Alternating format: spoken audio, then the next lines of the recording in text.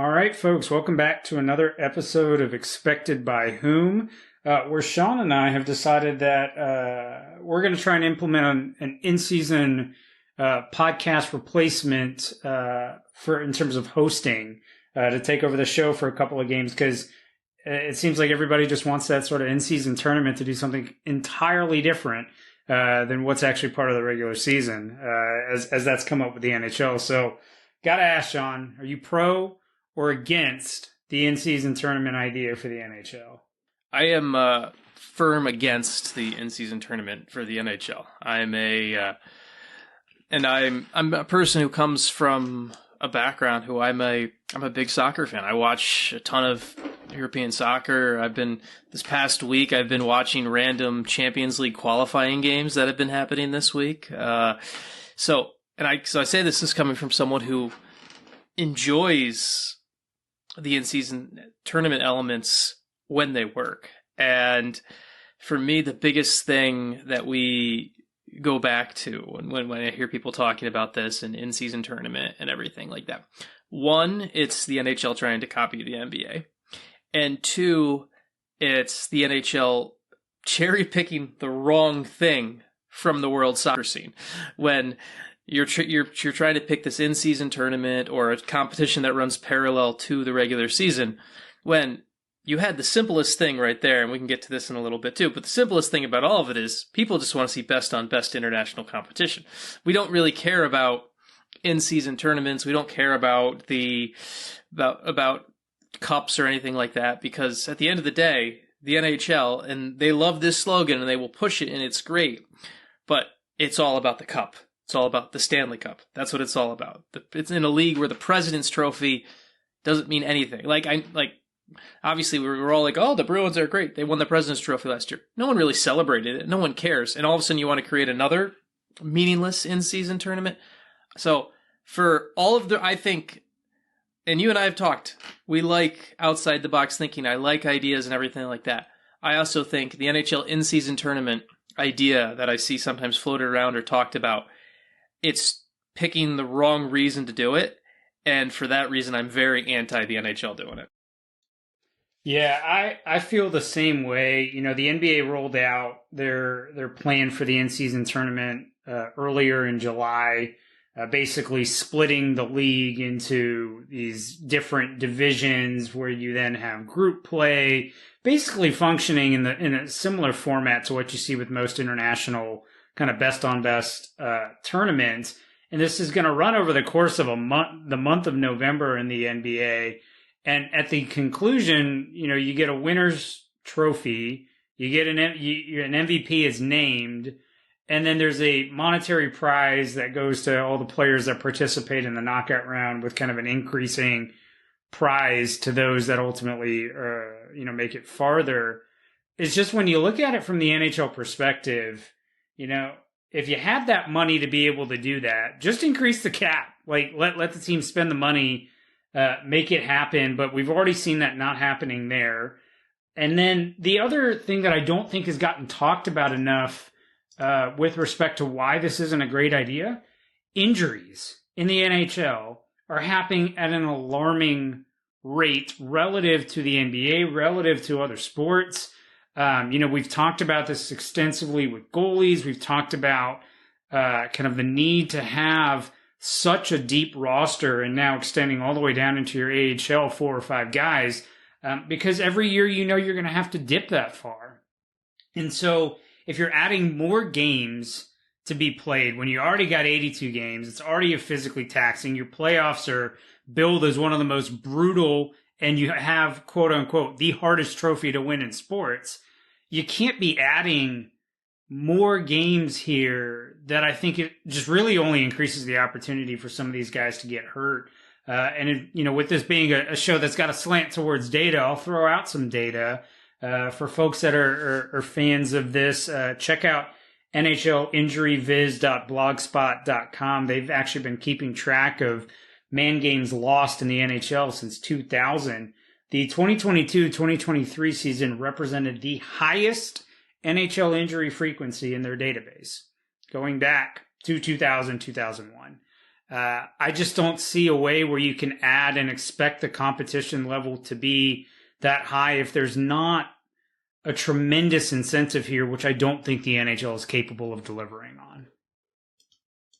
And I think there's the other key about this type of stuff is how do you gain more interest? And if you're listening to this show, if you're listening to any hockey podcast, you're honestly the person that's watching hockey in November, in December anyway. Like, I don't see the appeal, personally, I don't see the appeal where all of a sudden you're bringing someone new to watch the game because of this tournament you made up in season, right? Like, you do get more casual fans watching the Stanley Cup because it's the greatest trophy in sports. It's the hardest one to win, all of that stuff. Like, you get casual people coming in to watch the Stanley Cup playoffs. To me, all this does is it hits hard on that injury point that you made, and that's a huge one. And then the other thing is it just creates something that your diehard hockey fan is going to be watching anyway. Like, the Red Wings fan listening to the show is going to be watching the Red Wings game in November no matter what. They don't need here's this tournament on the line.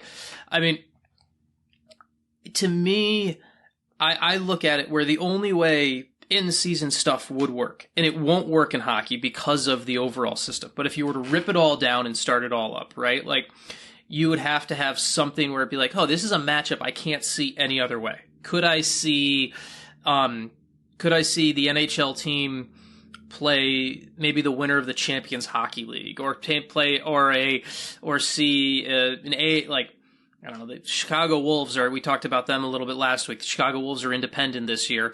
Could we see an NHL team playing against the Chicago Wolves? Like, those are the only things to me where I'd be like, oh, this would be an addition to my hockey entertainment of seeing matchups I could not see otherwise.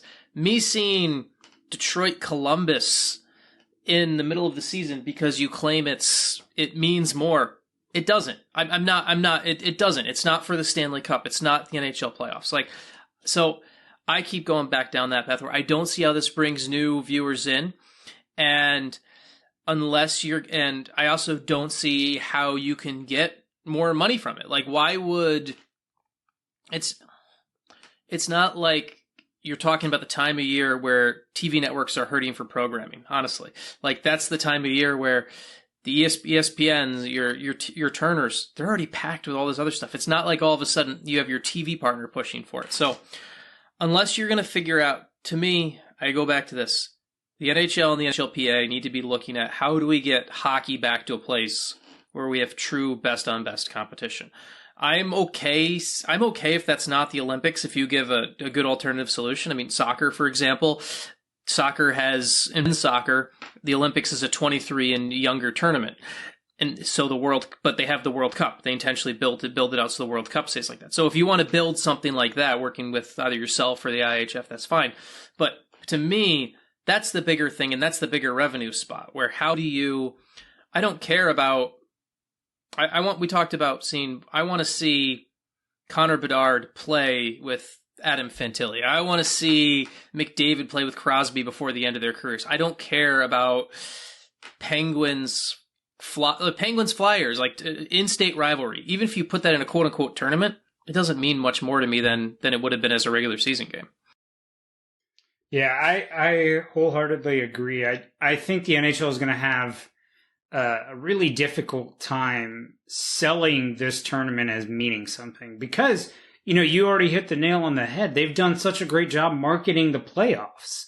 The playoffs being, the Stanley Cup's the hardest trophy to win in sports. The playoffs are the most brutal. Everything builds up to that. All that matters is the cup. You've set that, standard for the last 100 years to try and introduce a midseason trophy to potentially garner additional, interest. Like, I don't think you're putting more fans through the doors, or I should say a demonstrably higher rate of fans coming through the doors. And the trade-off with the injury risk, I don't think makes sense. I think if you really want to get creative, I think there's kind of two solutions that I would potentially throw out. One is it's not going to relate to the NHL, but you do actually have a midseason tournament that happens every year that should get more hype to build interest in the sport of hockey, and it's the World Juniors. The World Juniors are amazing. You have the best, you have the up-and-coming, the U20s that are coming up, and you get to watch for 2 weeks absolutely tremendous hockey. Each team can invest in their prospects, but the games are almost impossible to watch unless you have NHL Network or you live in Canada. And so, for starters, make that midseason tournament more accessible to folks who can then watch their prospects, build that relationship with the next generation of players coming up, and you don't have to really do all that much to build interest in the sport. And then the second solution that I would throw out is, all right, fine, shorten the regular season to 72 games, but consider doing some sort of play-in tournament for the 7 through 10 of each, conference to lock up those final 2 spots the way the NBA has done. Because, initially there was a lot of skepticism with the way the NBA did their play-in stuff, but then you see a team like the Miami Heat go from needing to win or being eliminated from the play-in to the NBA Finals. And that story sort of builds a lot of excitement, energy around that team. And, if you had a team that was able to stay close, and we know because of the kind of how tight the conferences are, you would garner extra support if this past season you got to see Buffalo, who misses the playoffs by 1 point, go out and get to give the Islanders a test. Like, I think Buffalo would have beaten the Islanders and would have been able to sneak in. And that's where I think you potentially have some additional opportunities to build some higher profile games that actually go towards something you've established its meaning. You weren't going to go mid-season tournament talking about the Spengler Cup. You're building up to the Invis Spengler, the mid-season tournament. I thought, it's like, certainly he's going to the little tournament in Davos right now we're talking about, right? Absolutely not. No, we got the World Juniors, and everybody loves the World, like watching World Juniors hockey. I mean, there's just such an excitement to it. But in the U.S., like, unless you've got NHL Network, you can't watch those games. And NHL Network is a whole nother ball of wax, right? Like, you have the network that is,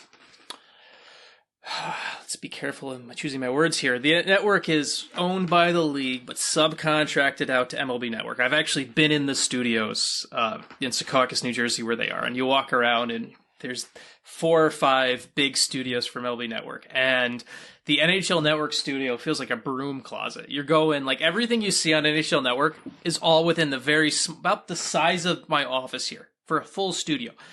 The guys who do the camera work there, I want to give applause to them because they do a great job revamping the room to make it look like there's other space and all that, and there's not. It's incredibly small. And so NHL Network also, the level is, there's only a couple cable and satellite services that carry it, and it's almost impossible to find a streaming service if you're trying to find it and watch it. And it's the home of World Junior, it's the home of the World Championships, and it's hard to find. Like, it's the amount of times where some people, not myself, not saying myself, but maybe some people will just find a service that has a free trial for 7 days and remember to set the calendar for day 6 to cancel just so they can watch World Junior. I know some people have done that. Wouldn't say myself, but some people. And you should lean hard into World Junior. It's something where the NHL should be promoting it. The league already has a perfect day set up since the NHL takes the break the 24th through the 26th, and with them playing on Boxing Day. It's already a perfect showcase. Like, honestly, I know one of the reasons that Turner has the Winter Classic as opposed to ESPN is because ESPN's schedule is so packed with college football around that time. So I'm not expecting ESPN to get to be interested in World Junior, but why can't you get that USA-Canada game on? Why can't you get that USA-Canada game on Boxing Day onto TNT? Because the NBA obviously capitalizes and builds on Christmas, but Boxing Day, the day after, is still pretty much open in a place you could really build on that the NHL already gives up. The other thing, just to kind of the only in-season tournament I would potentially be interested in from a,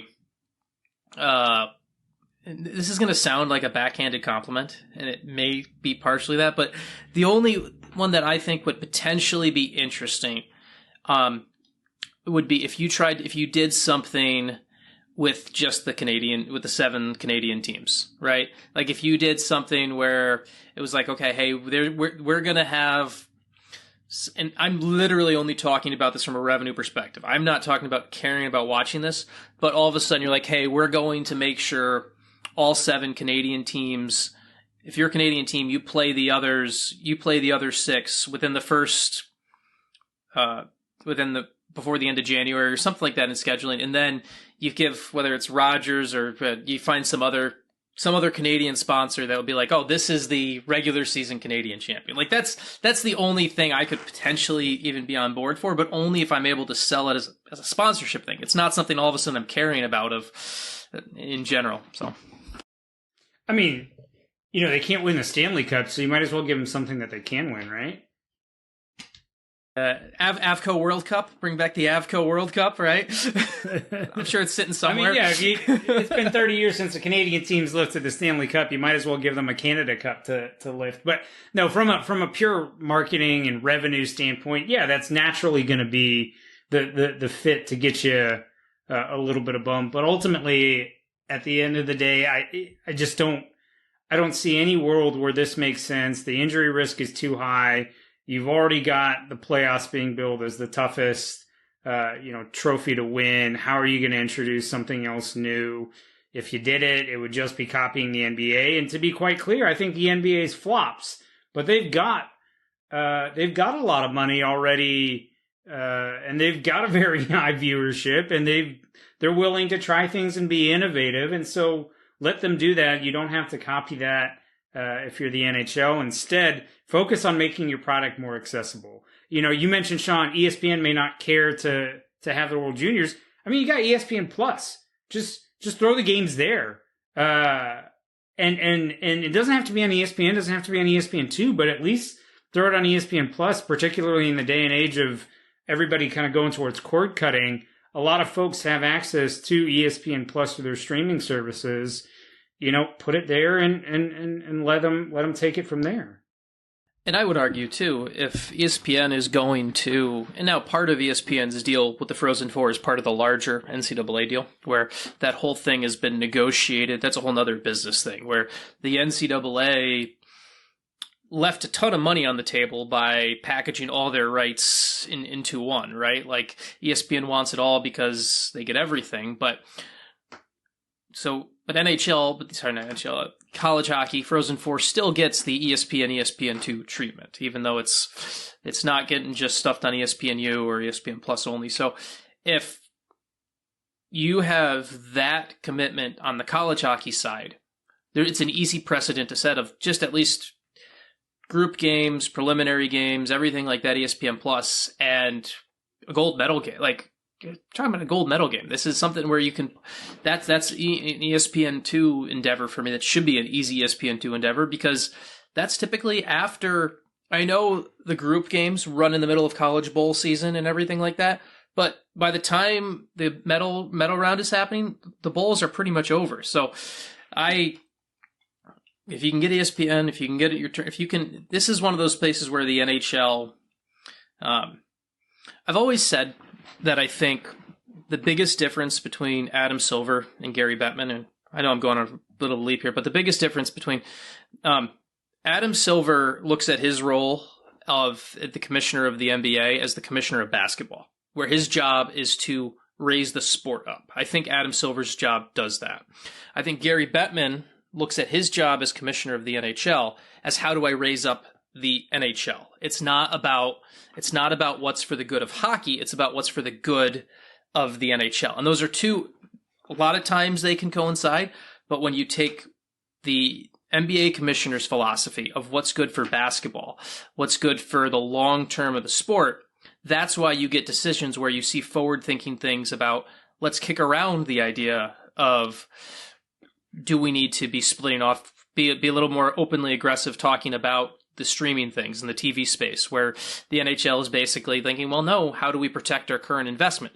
I think that's a big thing right now, where as long as that is your leadership philosophy from the top, that my job is to think about the NHL first and not hockey first, which is I think how Gary Bettman thinks, you're always going to have things like this that won't make sense.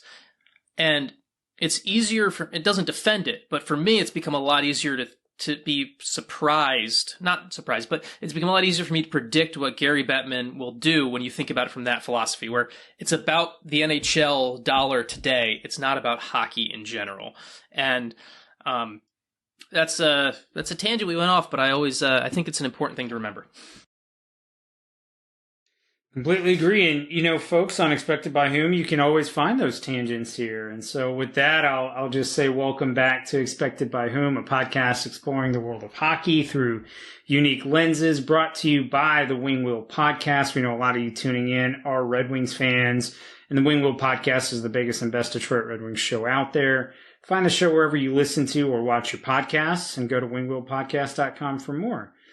All right, so we're gonna totally shift gears here and get back to our interviews that we like to do. And this time we've brought on a very unique individual, somebody who I think probably watches more World Juniors hockey, more prospects than possibly anybody else in the public space.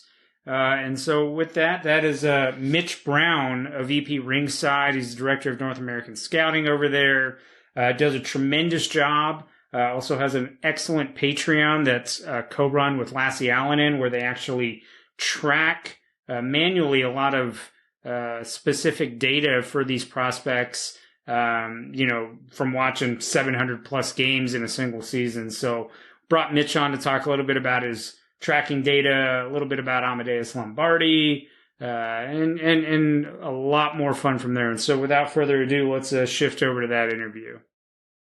Hi, and we are happy to be joined today by Mitch Brown, who is the director of North American Scouting over at EP Rinkside. I've actually did some editing of Mitch's work last week.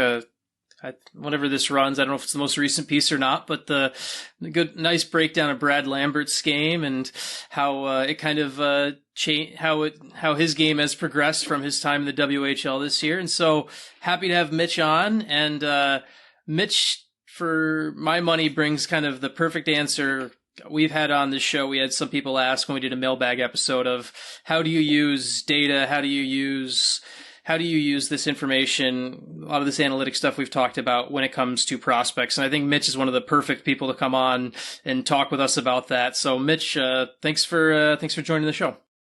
Thanks for having me on, and thanks for making my work beautiful. I appreciate it, Sean.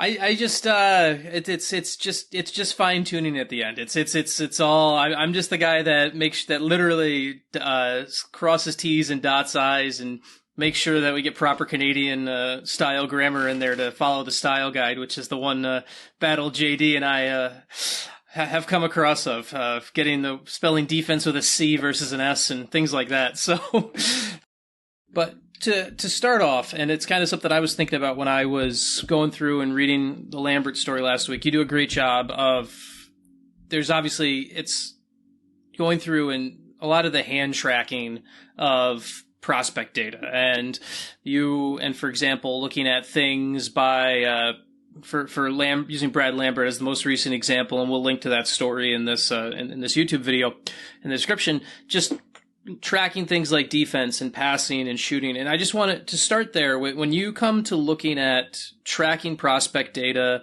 and tracking individual players, what is your process? How do you go about doing it? Kind of give people a little bit, peel back the curtain a little bit of how you put it together. So there's an Excel spreadsheet that has columns A to Y, I think. And then there's a lot of little things that do calculations or whatever. But then each one of those things designates a certain thing. And then combinations of those will then dictate a result. For example, a scoring chance goes into a bunch of different categories. There's shot location, there's the type of shot, there's what happened with the shot, so did it go on net, did it miss, and so on. There's the situation, was it off the rush, was it in zone, was it a 2-on-1? There's the player who shot it, then there's the player who set them up, There's the type of pass that they use to set them up and so on. And so there are so many different variables that I'm considering in that thing, in that situation. And then on top of that, I think more important than how you actually track the data, like there's a lot of efficiency that goes with setting things up, but more important is the quality of the definitions and the consistency of their application. So, for example, even for things that seem obvious like a zone exit, there are tons of gray areas and subjective decisions to be made. Really hammering on we're quantifying subjective things. You can look at, say, a player brings the puck over the blue line, that's a zone exit. But were they the most influential player in that zone exit? Say a defender passes through 2 forecheckers to a forward who then gets an unpressured puck that they take 3 strides out to the blue line for the exit. Who gets credit for that? And so that's really the core of what I'm trying to answer with these kind of things. Set the definition, make it clear, and then have the appropriate value attached to that. Similarly, you're looking for good definitions, which are like, say, this one might be a little bit of a long one, but say rush defense, for example. If you limit rush defense to just whether the defender gets the stop at their blue line, that's not going to suggest how good a player is at rush defense. It's going to suggest, or it might suggest, how good they are at getting stops at their own blue line, which is a part of rush defense. It's not all of rush defense because rush defense is like, can you hold the blue line? That's a part of rush defense. Can you get stops in the neutral zone? That's a part of rush defense. Can you force dump-ins? That's a part. Can you limit shot quality from the top of your own circle off rush attacks? That's part of rush defense. So if you just use a narrow blue line only definition, you won't be able to capture the full picture for, say, all around incredible rush stoppers like Adam Fox, who gets a lot of them in the neutral zone. More specific neutral zone players like Caden Gooley, who all of his stops off the rush are at the neutral zone. Or more passive but still shot quality limiting guys. Think players who kind of let the player come to them and then cross the blue line and then they get the stop. Like Bowen Byram, I think, is a good example of that. And so really what you're trying to do, make good definitions, consistently apply them, and then find a way to efficiently record all that information. That's an absolutely fascinating insight into your process. And so based on that, I've got 2 questions that are going to take us in 2 very different directions here. The first one is, commonly, I don't think at large the public has a great understanding of the amount of time and effort and amount of games you just really watch over the course of a season. Folks, I think, often like to put on their prospect hats around the time of the NHL draft, but can you give us a little insight into just how much time you actually spend watching, tracking, validating all of this data over the course of a year to give us a sense of kind of just how much work you're putting in here? Well, I don't want to do the math. I'll let someone else do the math because I don't want to know. But so on average, game takes around an hour and a half to 2 hours. I track between 500 and 700 per year. I'm up to 720 this season. And then after that, you're doing all the math, you're figuring everything out. And there are ways to automate the process, of course. Like, it's not like I have to do the calculations for every single time. I have a sheet where I just copy and paste the data and it does it for me. But you're still doing a lot of database management stuff. So I would say I probably lose about 4 to 5 hours per month on that. And then on top of that, writing game reports on the data, validating the data, making sure that you go back and check. If you get a weird result, you make sure that I have Instat, thankfully, through Elite Prospects. So we use Instat to go back, pull the clips to make sure everything aligns, or where they have clips that are properly pulled and organized. So don't have to say anything more on that. But the reality of it is that it's an insane amount of time. I would say that it's, I spend more time watching games and tracking games than I do anything else with regards to work. And the unfortunate part for me and the fortunate part for the people who are interested in this stuff is that I'm addicted now. I can't stop. Like, I can't watch a game normally. If I'm just like watching a game, I'm tracking it in like by accident. I'm sitting there just marking things down. I look at my notes for the game and for some reason it's just like the code. And it's like, wait a second, I'm supposed to be writing down if they're a good skater or not. What am I doing here? I'm going to guess that you are the reason why Sean was manually tracking shot locations during the NHL playoffs and posting, his pictures that I think you've rubbed off and influenced him there. But the second question, I think that's fair. I think that's fair.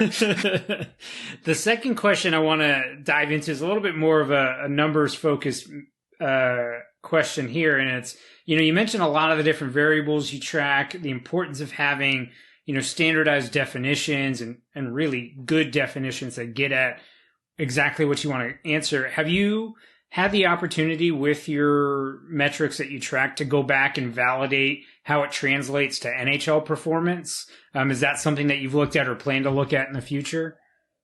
So I currently have 5+ years of data, which sounds like a lot, but it's really not. As someone who has managed a database before, it's really not that much. So I've gone back and started tracking players from before, like 2015, 16, so on. And so preliminary research suggests a couple things. The first one is that playmaking, that's the most translatable thing. Because from a more qualitative standpoint, being a strong playmaker gives a player more options. If you're just a shooter, you're just a shooter. You can do it in a lot of different ways. But being a playmaker, it allows them to find more plays across the rink. Being able to set up a chance in the offensive zone, you can set up a breakout in the defensive zone. They're more adaptable to different structures, different roles, different teammates. They can evolve and alter little parts of their game. Something that you see very commonly, especially in my data set, is playmakers who become more shooting focused over time. Amadeus Lombardi, Detroit Red Wings prospect, he might come up again later, is a great example of this, where he was a top-end playmaker in the OHL in his Draft Plus 1 season, 2021-22. So, based on that, it's not really a surprise that this season he scores more goals, his expected goals goes up, but his shots stay relatively similar because he's learned how to use the threat of his playmaking to influence his expected goals and his scoring chances. Rush defense is another great example of something that translates, but not necessarily in the way that you might think. While some great junior rush defenders don't translate their rush defense success to the NHL, Noah Dobson, they're translatable to those same skills that they use, the angling, the matching footwork, defensive stick work, like protecting the middle and then poking the stick, poking away the puck at the right moment. Those are translatable to other defensive areas like defensive zone coverage, how you're able to contain players along the boards and so on. And so for those players, oftentimes it's seeing that they have success in one area and being able to extrapolate that they will have success in another area as the demands change. Some players, coaching structures and so on will influence how aggressive a player can be in the neutral zone. And a big one is also the percentage of the team's offense that they set up. So I call it expected primary points involvement. So this is like both a consequence of sample size, I guess, but also largely that parity is a lie, especially at lower levels. Some players just won't generate a lofty number of scoring chances no matter what. Like they can be insanely skilled, but their team, their environment just doesn't allow for them. There's a force field around the net for some of these guys. Brady Tkachuk shot or set up like 30% of BU's expected goals at 5-on-5 in his D year, which is insane. But he didn't have a ton of scoring chances overall. It was a far lower rate in that way than many of his peers, but since he set up a higher percentage of his team's offense, he ended up becoming a better player than the vast majority of the players who the public, including myself, had him ranked over. And then there are a couple more minor things that I'm experimenting with and I'm really curious to see in the future. More stylistic metrics, because I think results are prone to changing pretty significantly. Like expected goals, that will alter throughout a player's junior career. So for stylistic things, it's getting the puck off the boards. That's an obvious one in terms of value, but it's a relatively rare skill even at lower levels. And then cross lane or lateral transition plays. So think east-west passes, you attack the middle, then you kick the puck out wide, vice versa, or weaving rush patterns to get the defender's feet moving in one direction. Colorado Avalanche use those on 25% of their entry attempts, for example. Most junior teams are around 10 to 15. And so I anticipate that the players who are better at doing that in junior will be more successful at doing those plays in transition in the NHL. On all of this within the prospect space, and this goes beyond just data. This is the great prospect question in general. But how do you look at and manage and account for different leagues? You talked about Kachuk being at BU earlier. We talked about a guy coming from college, a guy playing in the USHL or the CHL. How do you try to apply proper context when you look at these guys based on leagues? And is it something that can be done, or how do you kind of approach that challenge that obviously teams at the draft table are doing the exact same thing of trying to figure all of that out? Yeah, so theoretically, you can track anything depending on how much time you're willing to invest into it and how much resources you have. So for me, one of the ways that I manage context is the expected goals percentage, how much of the other team's offense are they setting up, but also doing relative transition stats. So controlled exits, controlled entries as a percentage of how many plays they try to make in transition relative to the team average. Because in junior, there are teams that dump the puck out on like 50% of their breakout attempts, and then teams that dump the puck out on like 10% of their breakout attempts. Like there's just huge differences in terms of how teams approach the game tactically at lower levels. And so there's that. There's also just like watching the game, you pick up on tendencies and so on, what teams try to do. And so those can inform your decisions. And then you can also turn the lights on more, so to speak. So this year I introduced like just making a good pass that beats pressure in the defensive zone as a metric, regardless of if it's an exit or not. And that has helped inform a lot of, let's say, the players that wouldn't otherwise get the opportunity to pass the puck over the blue line or close enough to the blue line because their team demands certain things. Like, the Toronto Maple Leafs breakouts last year were a lot of cut back, and then pass unpressured. And so those are the type of things that you're trying to find ways to quantify in those situations to, I guess, account for context. Now, for league to league, the CHL is a pretty interesting one because it's the league, the WHL and the OHL are statistically quite similar. The Q is a significantly worse league in terms of forechecking. So breakouts are easier in the Q, and players generally, the players who are good at forechecking in the Q are like, those are the top end guys would be good in the OHL and the WHL just because the average level of forechecking is so low, and there's, the average level of skating is lower and so on because they draw on a lower talent pool. And then the USHL is the biggest outlier, though, because it's the worst league of the four by far in terms of like skill level. So the national team development program can just run around, do whatever they want against them because they're like, they don't have to play with any structure or anything like that because they're not going to get punished for it in the vast majority of games. And so in the USHL, you're always considering the chance that, this guy looks fast, but he's against USHL competition, and most of these guys, your average third liner in the USHL wouldn't be able to skate at a CHL level. And so you're always trying to consider those little things. And if I had even more time to give to this, I would try to find a way to measure that. So, that's all a really fascinating look into the between leagues differences. And so as a fan that subscribes to your work, that reviews your player tracking cards, how should people use the data that you generate? Should it be used to compare prospects within the same league, or can it be used to compare prospects kind of across leagues? So it can be used to compare players across leagues, but like any source of information, you still have to, apply a little bit of critical thinking and think to yourself, okay, well, this guy is doing this thing. This guy has similar results, but he's doing it in the NCAA. This guy's doing it in the CHL. Obviously, there's a big difference there. But ultimately, I think it's more of a way to inform what a player does, and there are only a handful of metrics that will inform what a player will do in the future. And learning what a player will do in the future, as we mentioned earlier, is going to be a key part of this process that I assumed when I started this 5 years ago I would know by now. But instead, I'm just beginning to learn because I like torturing myself. So it's really about, let's go back to Amadeus Lombardi. Do you like Amadeus Lombardi? We'll go through what his player card or his results mean. He has top-end playmaking. I think he has the third best playmaking results I've ever tracked. So we know that he's not getting those assists by accident. That's an informed decision. That's an informed piece of information you can get from it. He's also posting very strong transition results. So we know that to some degree he's a strong transition play driver. There are some things that aren't so great about his game. Namely, his skating isn't great.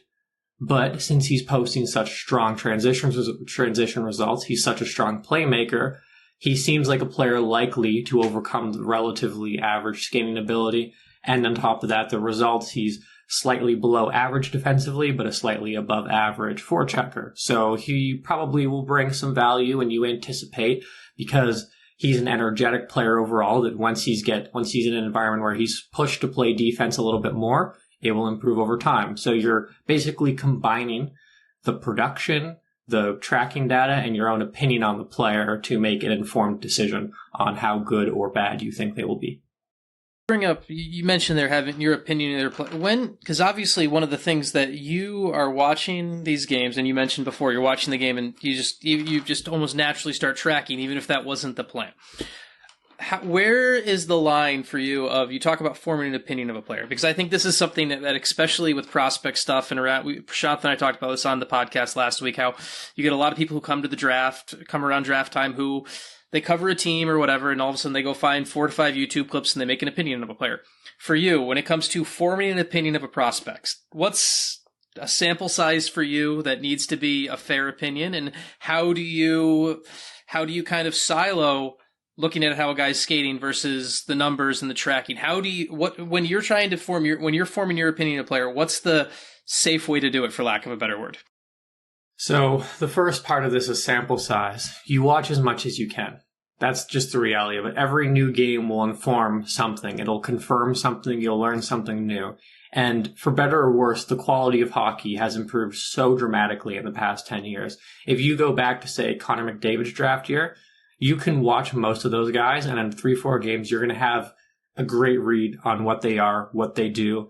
Now you watch 8 games of a similar player, no idea, because their games change so much. Connor Bedard does things in the WHL that Connor McDavid could never do in the L. And that's not to say that he's a better prospect than McDavid was. It's just that the game has improved so much that now the demands of how much you have to watch have changed. Everyone has more skill. Everyone can do more things. So you're basically trying to weight the flashes versus the regularity. Whereas back then you were just, the players who didn't have the skills didn't have them at all. The players who did had them every single game because the quality of competition was lower. Now there's so much more area in between. And so to manage that, the data tracking is certainly a part of that, because it helps you figure out if what you see in these little glimpses are for real. There are some players who say, for example, you see 1 or 2 good playmaking flashes from in a game, and then you look at their data and their playmaking results are just abysmal. And you're like, okay, maybe I'm just overvaluing their flashes, whereas the opposite will happen. They have a couple, but it turns out their playmaking results are really strong overall, and you might be undervaluing it. So it's really about acquiring sample size and then also figuring out how everything interacts with one another, just as we talked about with Lombardi, and the interaction between his production, his tracking data, and your more qualitative viewpoint of his game. Because I think now more than ever, looking at a player's points in junior and evaluating them, even if you just go to Instat and pull all of the goals, that's not going to tell you how they get their scoring chances. Not anymore. It used to, but if you pull, say, every single goal that Braden Yeager scored, the majority of the way that he acquires his scoring chances is going to be different than the goals that he actually scored, because, again, the quality of the game has improved. It's harder to get to those high danger areas. It's harder to create those dangerous looks. Goalies are not better than they were, but certainly chances can be a little bit harder to come by in certain areas. And of course, I guess that has led into teams emphasizing more east-west passing, cross-lot passes, stuff that leads to different high-quality looks rather than pounding at rebounds and so on. So, yeah, it was a bit of a whining answer, I suppose, but the reality of it is it's sample size, interaction, and accept that you're never going to know everything about a player. There's always going to be something that you don't know. There's always going to be risk. Whether you're using NHL tracking data or just watching a player, you're going to miss something. So you kind of touched on this towards the end of your answer there, but I think one of the things that sometimes gets overlooked by the larger community is the importance of environment for prospects. So not only, the system that they play within, but kind of what they're being tasked with, their role within a specific team. And then beyond that, kind of after they've been drafted, kind of what the specific development plan is. When you're kind of watching and reviewing your tracking data, how do you separate kind of what you're picking up from maybe a particular system that a team runs, like you've talked about? So there are ways that statistically you can manage that, but I think a lot of it really comes down to watching the game and really focusing on patterns. So I like the Saginaw Spirit. They're the coolest team in junior hockey because they just do all sorts of crazy offensive zone play. They never dump the puck out. They demand a lot from every single player in terms of decision-making, creativity, but they also have a really good natural flow to the game, which is something that when you look at other, say, movement-focused teams, a lot of times it's very broken, it's very janky because they're not able to they think that an absence of structure leads to creativity when really structure leads to creativity, which is the Saginaw way. And so I love watching them play. So when you're watching Saginaw, you have to do a couple of mental exercises. First, you have to figure out, is that play that he made on the breakout a system play, or is it one that highlights the player's skill level? And a lot of times it's going to be one that he has the freedom to do, but he will not get that freedom in a different OHL team, or he will not get that freedom in the NHL. Players, however, the top-end players will find ways to adapt. Pavel Mintyukov went from Saginaw to the Ottawa 67s, who are a notoriously grinded-out OHL team. Mintyukov's play didn't take a hit, but the way that he did the things changed because he wasn't able to activate in the same way. He wasn't tasked with making the same plays on the breakout that he was before. So instead, he starts making longer range passes on the breakout because he's not able to activate into the play as much. From the point, there's less, handling, trying to beat opponents with his hands and walk in for shots and so on, and more backdoor activation, more little sneaky plays where he's finding absences of defenders and taking advantage of that fact. So with the top guys, you will expect them to find another way to improve.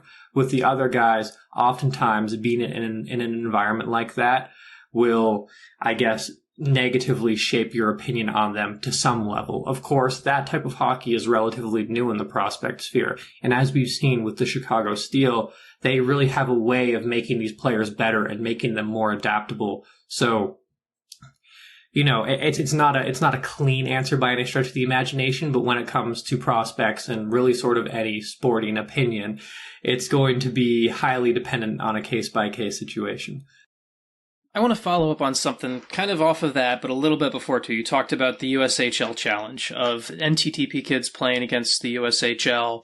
And you also mentioned the Chicago Steel. Obviously, they have one of the top prospects right now in Celebrini who will be playing, who played there this past year, and I believe is playing there this year, or is he going to, I may have my timing off, but either way, when you look at the USHL and you look at the NTTP's existence within it, and then you look at a team like Chicago and everything like that, I want you to give you a chance to kind of expand a little bit more on some of the things that you maybe do pick out of that and some things that maybe you throw away because of the level of competition. I kind of wanted to go a little bit further down that route with that league.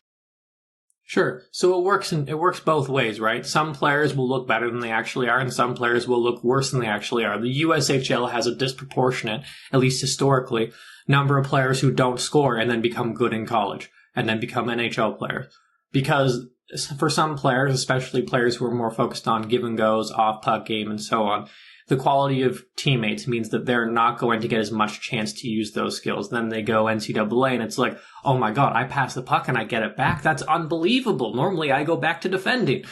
So you always have to consider that. But really, it comes down to figuring out how a player's tools are relative to the league and then relative to their peers in other leagues. So video is kind of a blessing and a curse in this regard because you can, say, evaluate a player's skating from a mechanical level much easier over video because you can just pause and look at where their limbs are and so on, and then slow motion break it down. But your perception of speed is going to be highly dependent on the camera angle, and every rink in these leagues has a different camera angle that is a different quality that tracks the play in a different way, which makes data tracking very hard. But so you're also fighting with that, especially in the USHL, where there are a lot of, let's say, ice level cameras, and low definition cameras, especially even just a couple of years ago. So the USHL is also a league that pulls from a gigantic player base, and different teams value dramatically different things. And the draft, they have two drafts. They have a futures draft and an entry draft. One for what we would consider to be bantam players, and then one for everyone else who hasn't been acquired by a USHL team yet. And so that means that players slip through the cracks. Players don't report. They go to junior, they go to junior A, they go straight to the NCAA. They decide to stay another year in college and then go straight to the NCAA. So there's a lot of talent in that way that the USHL misses out on that you don't get in the CHL, because players, once they go to the CHL, they're committed to the CHL essentially. Well, that will change in the future most likely, but for now, that's the structure that we have. So that informs the quality of the league to some level. Now, the other side of this is that the USHL has been the fastest improving of the major leagues in recent years. It's seen a dramatic uptick in coaching quality. There are some holdovers, but for the most part, the league is dramatically better coached than it was even just a few years ago. The player quality has improved. The Chicago Steel are a big part of this. They're not the only team, though. Waterloo, for example, got Keith McKinnon, a top prospect from Red Deer. The Youngstown Phantoms got Zachary Morin, a top prospect from Quebec. And so the fact that other teams are having success beyond the NTDP in the structure has increased the quality of competition. It'll increase the quality of teammates and so on. And so with regards to player evaluation, you have to constantly be on top of what is happening in the league. How is it changing? How is it evolving? And so on. And I think the USHL is headed in the right direction. I know my initial opinion was probably a little harsh, but in a few years, that's going to change dramatically because it keeps getting better. Every week, the USHL gets another big recruit, or they get a guy who would have gone straight to college and is now playing another year in the USHL to develop his offensive game. So I think it's changing, it's improving, and on top of that, it's a league where you really have to watch, especially because they play 20 skaters, so ice time is more evenly distributed. As I've learned over the last two draft guides, you can't just watch a USHL team 8 times and expect to know everything about the players, because 8 times their second line center will have played 100 minutes. In the WHL in 8 games, they'll have played 140 or something like that. And so you're just working with a smaller sample size. You got to grind out a lot more time. You got to grind it out a lot more to get informed opinions in the USHL than you do in other leagues. Any league, doesn't matter. Where are the places right now where you talked about the video and the quality across the board? Where are the places where you're like, hey, I'm watching more games from this team because of how well it's placed, and who are some on the opposite end, or where are some of the places where you're like, I'm going to wait till maybe they're playing a road game somewhere else? Like when it comes to the... Do I really get an opportunity to video camera shame? I mean, I've been waiting for this my entire life. This is great. All right, we'll start in the USHL. The Green Bay Gamblers, Omaha Lancers, you guys got it going on. I'm proud of you. You've really figured this out. You got great camera angle, high definition. Same with Sioux Falls. Terrible hockey team in some capacity, but they're well coached. They got good recruits. They'll improve. They got a great camera angle. Madison, I don't know what you're doing, but you got to find a way. Install that thing in the rafters or something. You got to figure that out. Cedar Rapids, come on. We need some serious help here. The Q is a bad offender of this too. I personally love the fact that the Quebec Remparts do what they do. I cannot watch a Chicoutimi Saguenay's home game because the camera doesn't actually follow the play. I forgot about this, so I went to go track a Chicoutimi game a few weeks ago, and it took me 4.5 hours because I had to use the power of deduction to figure out who had the puck and what decision they were doing. So I would rewind 10 seconds and I'd be like, okay, that guy's there. So that means that when the puck goes there off camera, he's going to be the one who makes the next play. And when you're getting 600 rows per game in Excel, and each of those rows has a bunch of different variables to consider, That's a very long time. The Q also has different broadcasts for different teams. So like sometimes Bathurst is amazing, sometimes it's bad. I don't like the volatility. The OHL is great. I mean, every team in the OHL has it figured out. I'm proud of the OHL. I was born and raised in Ontario. You know, this is one of the things that makes me happiest. When people are like, what is Ontario to you? I respond to them, high definition junior hockey games. And then the WHL is, I mean, Red Deer, I love you, but that rink has lots of other places for that camera to go. You can fix that. It reminds me a little bit of like watching some of the MHL games, which you should never do. No one should ever do that. But, you know, some of the camera placements there in the most incredible locations. You know, Mitch, one last question that we cannot ignore with Sean being a goalie. Got to ask, is there anything that you picked up, you know, as you watch these games and evaluate goalies that seems to have some ability to translate to the next level that might allow somebody to identify a goalie that's going to actually be good? So I would say that goalies being good is just survivorship bias. If you're tall, you get picked high, and if you get picked high, then you're more likely to get a chance in the NHL. Conversely, if you're picked late and you're tall, you also get more chances to stick in the NHL. So being tall is good. I don't know if limb lengthening surgery is how most players want to go the route for this, but maybe look into that. And then on top of that, from a more serious standpoint, I would say in general, being able to save rebounds. It doesn't matter if you generate a lot of rebounds. For the most part, players can figure that out over time. Being able to make the second, the third, the fourth, if you're an OHL goalie, effort to be able to get the stop is a great one. And of course, I have goalie metrics, but I decided they were useless because, well, you like OHL goalies, junior goalies in general, they let in their fair share of low danger shots. Point shot here or there, they let it in, and then suddenly, that's 0.01 expected goals that they allow, so that greatly negatively influences their goals saved above expectation. But then, they might make some insane save off a rebound that you wouldn't expect, but that doesn't improve their goals saved above expected that much, because, if you let in a point shot, you basically you're doing some real bad stuff in junior hockey, and that's just it's a tough one to figure out. I don't fully know how to evaluate goalies. I mean, we pay someone to do that at Elite Prospects, and people are like, "What do you think? What do you think of Trey Augustine?" I pay someone to do that. Read the draft guide, message him on Twitter. So yeah, my advice is be tall and save lots of rebounds, or maybe create rebounds and then save them. Be the goalie version of Brady Tkachuk. That's a great. I'll send that over to our goalie guys right away. Be tall, create your own rebounds. That'll definitely fly. Mitch, obviously people can read your work over at EP Rinkside. You've also got you do the great work tracking over at the Patreon. Why don't you take a minute here, plug some of your work for us for the listeners.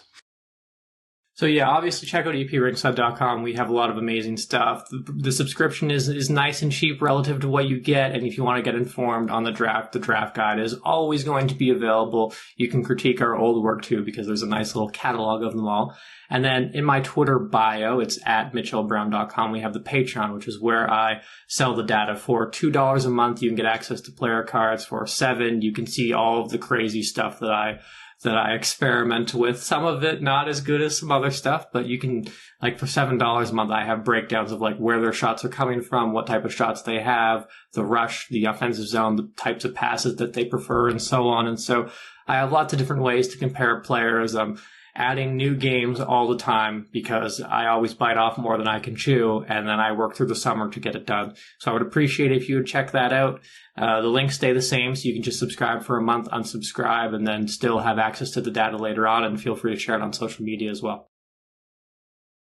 He's Mitch Brown. Thank you for joining us, Mitch. It's been great, and I'm happy we were able to bring someone who could answer some of the questions that we got early on in the show. First time we ever did a mailbag episode, people were asking how can we look at data and prospects, and this was I appreciate bringing Mitch on was kind of a big goal for me on all of that. So Mitch, thanks again for your time, and everyone subscribe to the Patreon. It's got a lot of stuff there. It's great. It's an enjoyable wormhole and let's make Mitch's hours and time worthwhile too. Thanks a lot, guys. Really appreciate it. All right, folks, that was Mitch Brown of EP Rinkside. Please be sure to check out his work by subscribing to EP Rinkside. It is a tremendous value for your $9 a month. And beyond that, subscribe to Mitch's Patreon. I think you can subscribe for as low as $2 a month to get access to the data. Really, nobody provides more information about the prospects on a granular level than Mitch. So tremendous information from him there. And if you'd like to support our show, please subscribe to the Wingwheel Podcast on Patreon. That's patreon.com/wingwheelpodcast. By subscribing, you're not only unlocking more great benefits like Wingwheel Podcast exclusive Discord, which has an Expected By Whom channel where you can bug Sean and I, bonus episodes, and more. You're also supporting us as we're a part of the Wingwheel Podcast Content Network. All right, so last but not least, we got to talk about the big NHL news of the last week or so, which isn't really all that big and tends to get hyped up to be a little bit more than it really is. But we got to talk about NHL arbitration filings, and especially as we come upon the start of the NHL hearings for arbitration. Sean, what are your kind of general thoughts on the arbitration process and how that tends to work out? Yeah, well, arbitration is arbitration hearings. Okay, arbitration hearings, offer sheets, and college free agent signings are the three things that we hear the most about in hockey that fall in a time of year that get way more attention than they really mean in the grand scheme of things. But we're still going to talk about them because they're all typically formalities of making something a bigger deal than they actually are. Obviously, for off sheets, rarely ever happen. College free agent signings, all of a sudden, where teams are bending over backwards for a kid who was probably about the equivalent of their fifth round pick they've already got in the system, and arbitration. So obviously, arbitration, where the filings, the players have filed for arbitration, or teams could have filed for arbitration as well, which would have been the case with technically the Red Wings and Alex DeBrincat had a date to go to arbitration, which would have been team filed arbitration as a carryover from the Senators before. Obviously, a deal was finalized pre-arbitration, but basically, arbitration is where player comes in and says, "I'm worth this much. I've got the right to say I'm worth this much. I'm a restricted free agent, so I don't have as much leeway. So it's basically my mechanism to get more money." And for the team, it's a space where you're trying to argue against the value of a player. And a lot of times, I think the amount of times something goes to arbitrate, a lot of things don't make it all the way to arbitration. And I think that's an important thing to remember. Filing for arbitration from a player perspective, in 90% of the cases, it's just a smart insurance type move where it's like, it's your right, you've earned the right to protect yourself that way, and it's just like buying car insurance. It's something that you don't need to use it, but you have it for when you get into that accident or you need someone to have your back. And that's what the arbitration filing typically is, where a player will file for arbitration because they want to kind of show to get more money, and they're serious about this, and B, it protects them to actually get something that would be quote unquote market value. There are a couple times where it can backfire, and I'll talk to, and I have a good example of that we'll go over in a little bit here, but it's the amount of times we see now. I think half of Elliot Friedman's feed right now is tweeting pre-arbitration filing. Really what it does is it puts a deadline on the RFA and the team to get something done before they have to bring in a third person to get it all done. And so I'll stop talking here. If it gets to arbitration, even when a deal does get hammered out, it's usually not a great sign. Yeah. Getting to the hearing is generally something you don't want to see, particularly if you're a fan of that player on the team. And at least in recent years, I think teams are starting to recognize that, and players are recognizing that as well. as there's only been 2 players in the last 3 seasons that have actually gotten all the way to a hearing. And of course, Red Wings fans will be intimately familiar with one of them being Tyler Bertuzzi, who is no longer on the roster. And that's often the casualty of what happens when these players get to the hearings. Now, there's a great Craig Custance article in The Athletic from 2019 talking about kind of the 10 years of arbitration hearings and what happens to those players that actually get to the hearing. Historically speaking, the hearings used to be a lot more brutal. That article actually references a story from agent Kurt Overhart talking about Brendan Morrison's arbitration hearing with the Vancouver Canucks, where Brian Burke, who was with the Canucks at the time, actually made the case that Brendan Morrison was the mouse riding on top of the elephant to get across the rushing river, with the elephant being Todd Bertuzzi and Marcus Naslund. So, very, very different nowadays, but even still, it can be quite brutal for players to go through and kind of listen to all the ways in which their success is flawed in an attempt of a team to try and get money. And so actually what Craig ended up finding was there were 27 players in the 10 years between 2009 and 2019 that actually made it to an arbitration hearing, of which 21 were on different teams within 3 years. And that holds true, even in the seasons after that. So since 2019, there's been 10 players that have made it to arbitration, and all 10 players, although Jakob Trenin is the most recent one in 2022 last year, he is still with the Predators. But the prior 9 players are all on different teams within the 3 years since then. And so it is really a kind of bad sign if you're making it that far. Yeah. Good Detroit example, right, is obviously Bertuzzi goes to arbitration and then doesn't get things out.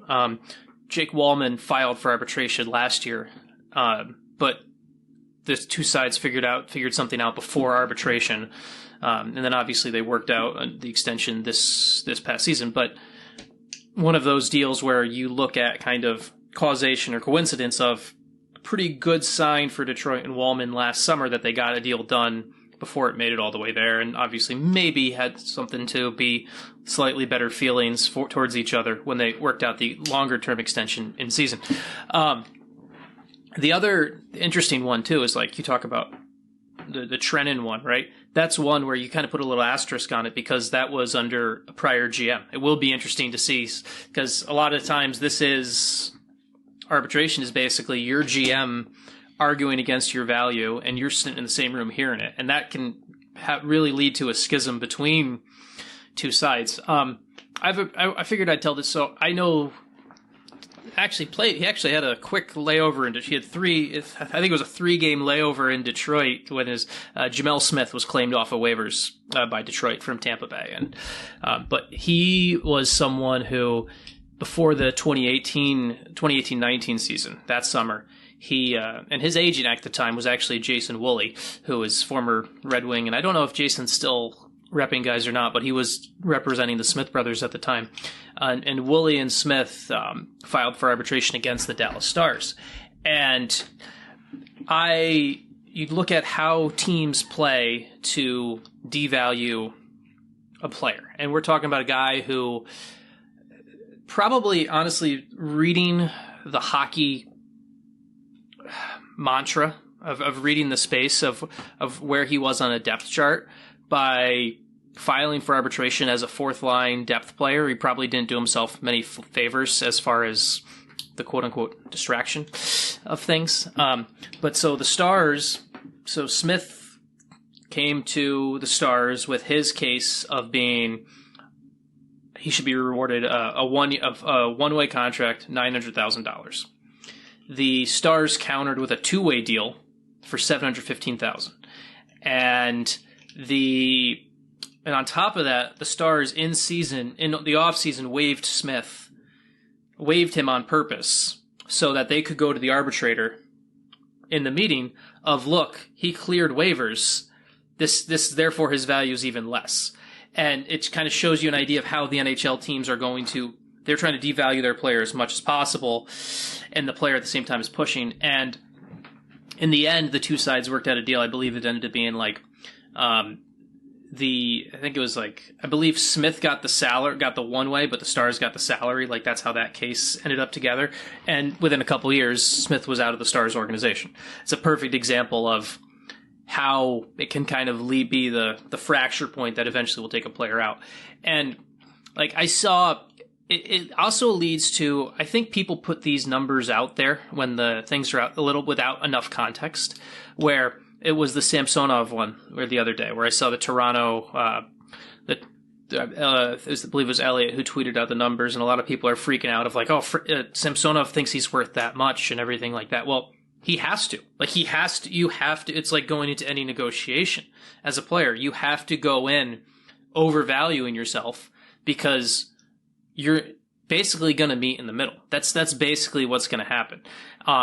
And if you don't come in and overvalue yourself, you're doing yourself a disservice and you're undervaluing yourself. So I think arbitration is one of those things where it becomes a lot of clickbaity salary type things where it leads to a lot of hot takes on what a player's worth, when a lot of it's one of the few spaces where if we didn't know these numbers, we'll look at Samsonov's salary at the end of this and it won't be a big deal. But because of the process along the way, someone will look back and be like, oh, look how much he overvalued himself or whatever. I think arbitration leads to some weird, sticky relationships between players and fans and players and teams that honestly could be avoided in many cases. Yeah, it's kind of a fascinating spectacle to watch because, like you said, more often than not, the award is almost directly down the middle of what the two sides file at, and you as a player in those situations, the more you have an understanding of that's what's going to happen, you kind of have to bet big on yourself. I remember a lot of people talking about Tyler Bertuzzi's filing when he went through arbitration. I believe it was 2020. He ended up getting a 1-year, $3.5 million contract out of that, but he had filed at $4.25 million, and a lot of people were scoffing at that. And the Wings come in at $3.15 million, and that was one where it actually shaded a little bit closer to what the Wings wanted. But historically speaking, like you've got to bet big on yourself. I mean, you're basically being asked to lay a resume out of why you deserve to be paid. There's no, there's nothing to be gained here from undervaluing yourself, and then ultimately, it would just be really nice if we could, get over the charade of most of these arbitration lawyers are going, okay, that seems reasonable, split it down the middle. It reminds me of, for the Seinfeld fans, when Elaine buys that kid's bike and then needs to give it to Kramer because he cracked her back, and they bring it to Newman to be the mediator, and he goes, we'll split the bike down the middle, and each will get half. And that's sort of what it feels like every arbitration lawyer is doing as they're coming through these hearings. So ultimately, it's a bad sign when you get to the hearing, but more often than not, it's a way for players to kind of speed up the negotiation, give things a timeline, and move things forward. It's like a lot of other arbitration cases in life too, where if you have a legal arbitration case and you're going to file, like a lot of times, actually filing for the arbitration is the big check mark that, hey, we're serious about this. That's a lot of what it is too, where it's, hey, we're serious about this. And on the team side too, I think there's the quick caveat we got to note too, where the case that would have impacted Detroit if they didn't have something finalized, which they did obviously, but the Senators protected themselves by filing for team elected arbitration because DeBrincat was not open to a qualifying offer. So that's another random thing too, where sometimes we talk about players using it to protect themselves and make sure but teams can also use it as their mechanism too. And you talk about teams finding every single loophole, going through every single thing to find an advantage. This is why you have to do it as a player, because teams are going to, we see players who are RFAs who became UFAs because they were unqualified because teams were scared of their arbitration case. And we see players who we see both we saw the qualifying offers, we saw the arbitration cases. Teams are willing to do whatever they can to get the most from the players. This is where players need to be a little bit more selfish, and it's kind of one of those funny things where, and funny is the wrong word here, but it's one of those things where, because of the hockey team first culture and everything like that, we see this and it becomes easy for some people to nitpick at the player when really the player is actually doing better for themselves, is doing what's best for them, and is also doing what's best for the rest of their players union too, because the PA in general should be wanting every player, when as much as possible, to be filing for arbitration, because it shows you're trying to get your best value. And it's better for all players. Like, the fact they get things done before they go to arbitration, that's great. The fact they're filing, I think, is an important step, because the more players that file, the more the PA is doing its job of players not just rolling over to owners. Yeah, and that's a really critical point to make there. And so, ultimately, it's as we stated at the beginning, an extremely overhyped scenario every offseason, one that often results in a settlement prior to the hearing, particularly as we've talked about in the last 3-4 years. There's only been 2 players that have actually made it all the way to a hearing, and so I would expect nothing different this offseason. And yeah, you gotta love players betting big on themselves. You gotta love how teams are always trying to pinch the pennies, but at the end of the day, split the bike down the middle, and that's where you tend to end up. I love that we got a Seinfeld reference in on this today. This was good. Look, I'll do my best to always sneak those Seinfeld references in, because it's a tremendous show with a lot of very quotable moments in there. And I guess if we're gonna bring up Seinfeld again, I'll leave us with another one. George Costanza. I have, that's it. I've peaked. I'm out. And so for us at Expected by Whom, that's what we've got for today. As always, if you've got any questions, comments, concerns, please direct those to the direct messages of Ryan Hanna. And folks, we'll be back with another episode next week. Thanks for tuning in.